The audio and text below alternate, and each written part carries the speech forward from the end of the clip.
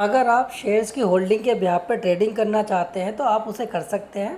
पहले आप उन शेयर्स को आपको प्लेज करना पड़ेगा। उसके बाद में कंपनी आपको एक लिमिट प्रोवाइड करेगी। उस लिमिट के ब्याह पे आप इक्विटी कैश में, फ्यूचर ऑप्शन में अपना ट्रेडिंग स्टार्ट कर सकते हैं। कैसे और क्या उस पर इंटरेस्ट चार्ज होगा, सब आपको लाइव दिखाता हूँ, जिससे कि आपको समझ में आ जाए और अब कोई कन्फ्यूजन ना हो, क्योंकि काफ़ी क्लाइंटों के मेरे पास कॉल आते रहते हैं इस बारे में। तो ये आपको समझाने के लिए है। आप अगर एंजल की एप्लीकेशन ओपन करेंगे तो सबसे नीचे आपको दिखाई देगा अकाउंट का ऑप्शन। अकाउंट में आप जाएंगे तो यहाँ आपको दिखाई दे रहा है ट्रेडिंग बैलेंस मेरा 39,000 का। बट ये मेरा कैश नहीं है, मैंने शेयर्स को प्लेज करके लिमिट उठाई हुई है। अगर आप विड्रॉ में जाएंगे तो विड्रॉ में क्या दिखाई दे रहा है, ज़ीरो बैलेंस यहाँ दिखाएंगे, पर ट्रेडिंग बैलेंस 39,000 का। बट ये लिमिट कहाँ पे कितनी मिली हुई है ये आप चेक करना चाहें तो यहाँ प्लेज होल्डिंग में आपको लिमिट दिखाई देती है कि मैंने शेयर्स को प्लेज करके कितनी लिमिट ले रखी है कंपनी से। मैं आप प्लेज में जाएंगे, अगर ये प्लेज में आप देखोगे तो यहाँ मुझे और लिमिट दे रही है कंपनी की 2,43,000 रुपये की अभी मैं और लिमिट ले सकता हूँ। बट मुझे अभी मिली कितनी है, मैं अनप्लेज में अगर जाता हूँ, यहाँ पर सेलेक्ट कर रहा हूँ तो 59,000 की मुझे अभी लिमिट मिली हुई है, जिसे मैं अभी ट्रेडिंग के लिए यूज़ कर रहा हूँ। जिसमें से अगर आप देखोगे 59,000 में 20,000 अगर हटाते हैं तो 39,000 आपको यहाँ पे दिखाई देगा, क्योंकि 20,000 मैंने यूज़ किया हुआ है। अब यूज़ कहाँ किया हुआ है वो आपको MTF में पता लगेगा।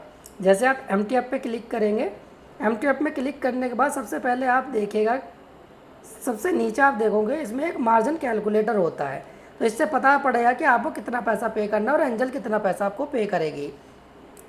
यहाँ पे आप मार्जिन कैलकुलेटर में जाएंगे, यहाँ पे अपना स्टॉक का आप नाम लिखिएगा। जैसे कि यहाँ पे स्टॉक का नाम लिखा मैंने जियो फिन मैंने लिखा और यहाँ पे क्लिक किया। यहाँ मैंने मान के चलिए 500 शेयर लिया और कैलकुलेट किया।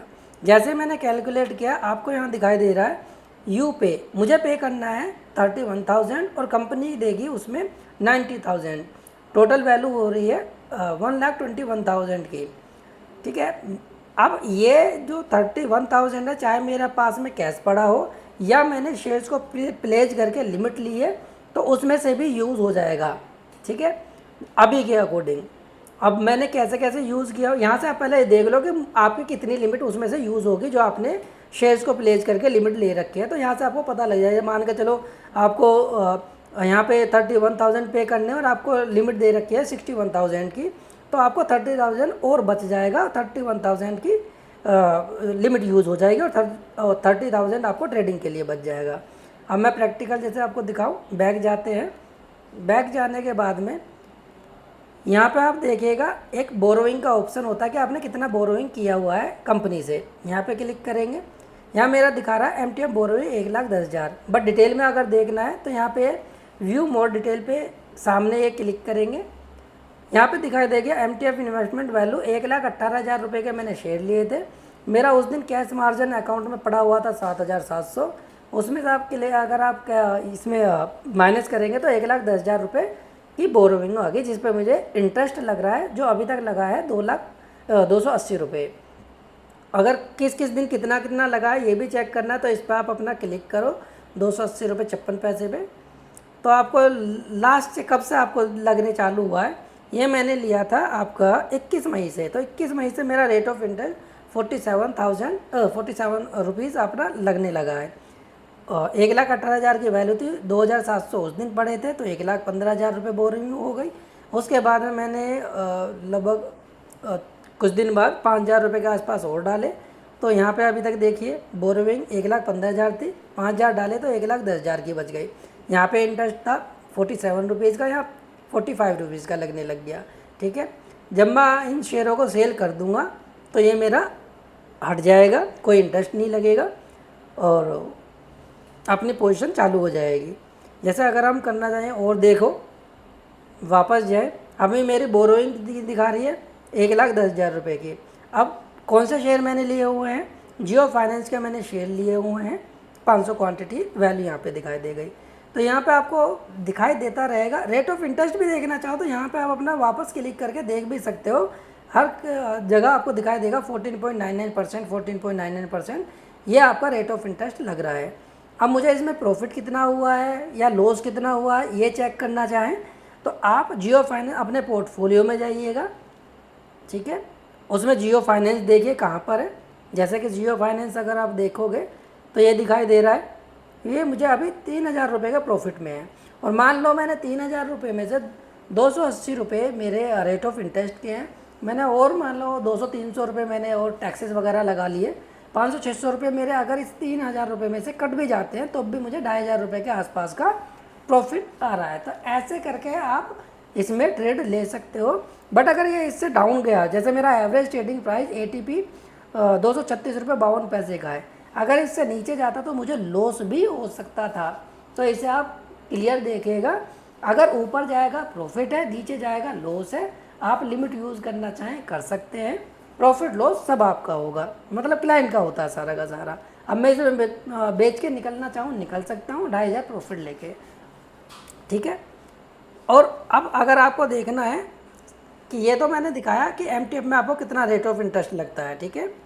अगर MTF के बजाय आपको देखना है कि अब मैं लिमिट कैसे यूज़ कर सकता हूँ FNO में, तो FNO के लिए मैंने एक ये पेज बनाया हुआ है। इसमें क्या है दिखा रहा है आपका सेकंड इंटरेस्ट जो लगता है फ्यूचर एंड ऑप्शन में, वो कैसे है। FNO में ट्रेड करने के लिए मार्जिन चाहिए मान लो 2 लाख रुपए का फॉर एग्जांपल। रूल क्या कहता है पर इसमें FNO में ट्रेड करने के लिए, रूल के मुताबिक 50% कैश होना चाहिए और 50% शेयर्स जो प्लेज आपने किए उस पर जो लिमिट मिली हुई है। मान लो कि अकाउंट में कैश 0 है बट शेयर प्लेज करके 3 लाख की लिमिट आपको मिल गई है, ठीक है। तब 50% मतलब 1 लाख लिमिट से यूज़ हो जाएगा जो शेयर प्लेज करके मिली थी हमें, और 1 लाख का अपना शॉर्टफॉल आएगा जो एंजल 1 पे करेगी, क्योंकि अकाउंट में कैश 0 था इसलिए एंजल 1 में पे किया, ठीक है। 1 लाख था तब जो शॉर्टफॉल आया जो एंजल 1 ने दिया वो शॉर्टफॉल आया, क्योंकि 1 लाख तो हमारा शेयर्स जो प्लेस किए थे वहाँ से यूज़ हो गया और 1 लाख का मेरा शॉर्टफॉल आया। तो जो भी वो शॉर्टफॉल आया उस पर 12.5% का रेट ऑफ इंटरेस्ट लेगी कंपनी, जब तक आप पैसा पे नहीं कर देते या अपनी पोजीशन को सेल नहीं कर देते, तब तक वो उस पर 12.5% का रेट ऑफ इंटरेस्ट लेती रहेगी। मतलब आप अगर यूज़ करना चाहो लिमिट FNO के लिए भी तो उसे यूज़ कर सकते हो, बट 50% ही मार्जिन आपका यूज़ होगा, 50% आपको कैश रखना ही पड़ेगा। ये बहुत कन्फ्यूजन होती है क्लाइंटों को, अगर कैश नहीं होगा तो एंजल दे देगी उसको, बट उस पर 12.5% का रेट ऑफ इंटरेस्ट लगेगा, ठीक है जी। थर्ड है आपका इंटरेस्ट चार्ज जो लगता है वो लेज़र डेबिट पे लगता है। एग्जांपल मान लो क्लाइंट ने 1 लाख के शेयर बाय किए और उन्हें शेयर को जैसा आप देख रहे हो पहली हो शेयर को प्लेज कर दिया ताकि ट्रेड के लिए मार्जिन मिल सके, बट क्लाइंट के अकाउंट में 0 बैलेंस है। तो पहली कंडीशन क्या है, क्लाइंट ने प्लेज मार्जिन यूज़ करके मतलब जो लिमिट मिली थी उसको उस यूज़ करके FNO में एक ट्रेड ले ली, ठीक है। मार्केट उनके अपोजिट में चली गई और उनको 15,000 रुपये का लॉस हो गया, जो भी उन्होंने पोजीशन ली थी वो मार्केट अपोजिट में चली गई, ठीक है।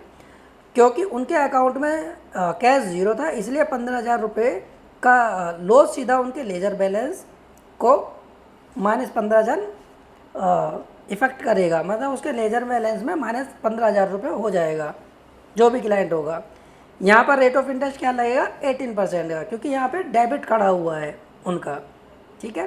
तो यहाँ पे ये पहला एग्जांपल लिया है कि जो अगर डेबिट होता है तो उसके लिए। सेकंड एग्जांपल लिया है अगर क्लाइंट के अकाउंट में 10,000 रुपये हैं और उसने 10,000 के ही शेयर बाई कर लिए, उस केस में जब कॉन्ट्रैक्ट नोट आता है तो उसमें ब्रोकरेज भी लगती है, GST भी लगती है, STT भी लगती है, ट्रांजैक्शन चार्ज लगते हैं। तो ये सारे चार्जेस जो माइनस होके आएंगे अगले दिन, मान लो उसमें 250 रुपये का अपने माइनस अपने हुए 250 रुपये के जैसे दिखा रहा है, तो उस पर भी रेट ऑफ इंटरेस्ट 18% लगेगा।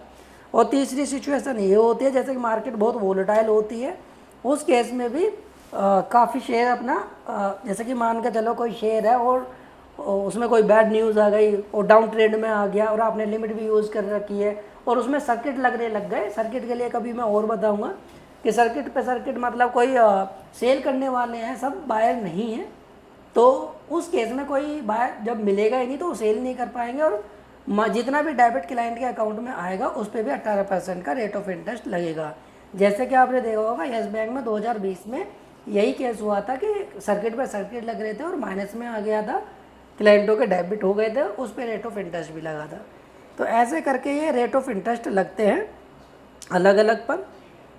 MTF में अलग था, MTF में मैंने आपको बताया 14.99%, और अगर आप बात करेंगे फ्यूचर एंड ऑप्शन में, इसमें आपको 12.5% लगेगा, और अगर कोई डेबिट आता है उस पर आपका 18% अपना इंटरेस्ट ऑफ चार्ज लगेगा। ठीक है, तो ये आपको तीनों के तीनों एप्लीकेशन यहाँ पे भी शो करता है, यहाँ पे भी देखना चाहें यहाँ पे भी देख सकते हो, जैसा आपको कंफर्टेबल लगे आप इसमें। प्रैक्टिकल मैंने आपको इसमें बेसिकली समझा दिया है अपना वो शेयर्स को करके। ठीक है, अगर यहाँ पे एक चीज़ और है कि जब आप MTF में जाओगे तो MTF में एक चीज़ और है, आपको दिखाता हूँ। यहाँ पे ऑटो कन्वर्ट का एक ऑप्शन है। ये जो ऑटो कन्वर्ट का ये, अगर आप इसे ऑफ करके रखोगे तो जो भी आप अपना कैश अमाउंट डालेंगे अकाउंट में, वो आपका जैसे MTF में कोई शेयर लेते हैं तो वो एडजस्ट हो जाता है। जब भी आप मान लो आपने 10,000 डाले, 50,000 डाले, तो उसमें एडजस्ट होता है। अगर ये ऑफ होगा तो एडजस्ट नहीं होगा। और जैसे कि मान लो मैंने ये जियो फाइनेंस का शेयर बेच दिए, तो जो मेरा 7,000 रुपये का एक कैश दिखा रहा था पहले, ये आपको दिखाता हूँ 7,000 का, ये वाला जो कैश दिखा रहा है 7,700 का, ये मेरा फ्री हो जाएगा और ये मैं इसे निकाल भी सकता हूँ। ठीक है, तो इसका फ़ायदा थोड़ा सा ये होता है, तो आप ये यूज़ कर सकते हैं। कुछ पूछना हो तो आप मुझे कॉल भी कर सकते हैं। Thank you.